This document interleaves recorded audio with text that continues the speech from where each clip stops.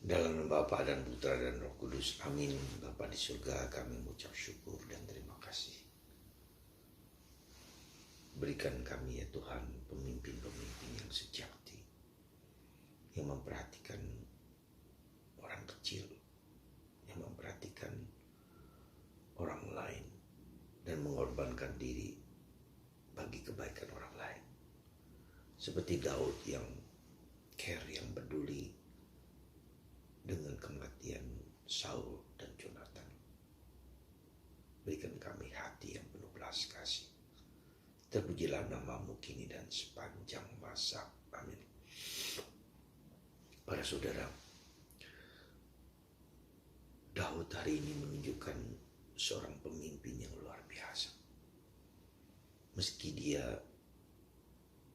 mau dibunuh oleh Saul, meski dia dikejar-kejar mau dibunuh, meski dia diiri hati oleh Saul, tapi ketika Saul wafat dan anaknya Jonathan, sahabat dari Daud, wafat, Daud menangis tersedih-sedih dan mengingat kebaikan-kebaikan yang ada dalam kedua temannya ini. Dia tidak melihat dan tidak mengingat lagi apa yang menjadi kekurangan. Dia mengampuni, dia memaafkan, dia tidak balas dendam. Itulah seorang pemimpin yang sejati. Itulah seorang yang peduli dan care dengan orang lain. Bantu kami ya Bapak, supaya kami juga tidak mudah balas dendam bila ada yang mungkin tidak menyukai kami. Kami percaya Tuhan, kebaikan-Mu selalu menyertai kami. Kami percaya Tuhan bahwa hati kami hati yang tidak ada balas dendam. Hati kami adalah hati yang murni, seperti Bunda Maria.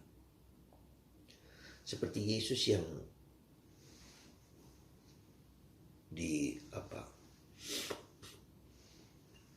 disalah mengerti oleh banyak orang, dianggap sebagai orang yang tidak waras, bahkan oleh anggota keluarganya. Ketika dia memberikan seluruh diri, waktu, tenaganya, sampai waktu makan pun tidak dapat, dianggap tidak waras. Ada banyak hal dalam hidup kita, ketika kita mengikuti jalan Tuhan, maka jalan itu dianggap jalan yang tidak wajar, jalan yang aneh.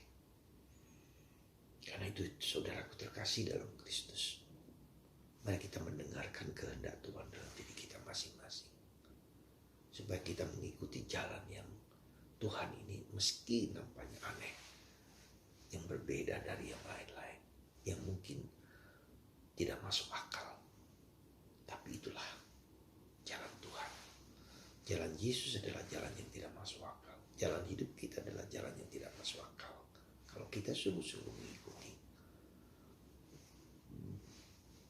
kehendak Tuhan. Dan orang-orang hebat selalu mengikuti jalan yang harus dia lalui sendiri, jalan yang belum pernah dilalui oleh orang lain, dan dia membabat jalan di depan kakinya sendiri, berjuang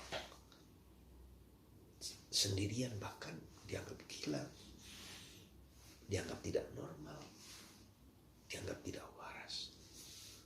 Semoga Anda dan saya menemukan jalan Tuhan dalam hidup kami, kita masing-masing, apapun bentuknya, sebesar sekecil apapun. Semoga kita berani mengikuti jalan Tuhan, meskipun berat sekalipun. Ada seorang teman yang sedang dibentuk oleh Tuhan dengan cara yang menurut saya cukup mengerikan. Tapi Tuhan pelan-pelan membimbing, menuntun. Tapi Tuhan pelan-pelan membentuk pribadi menjadi pribadi yang tangguh, menjadi pribadi yang peka, menjadi pribadi yang tajam dalam mengenali kehendak Tuhan.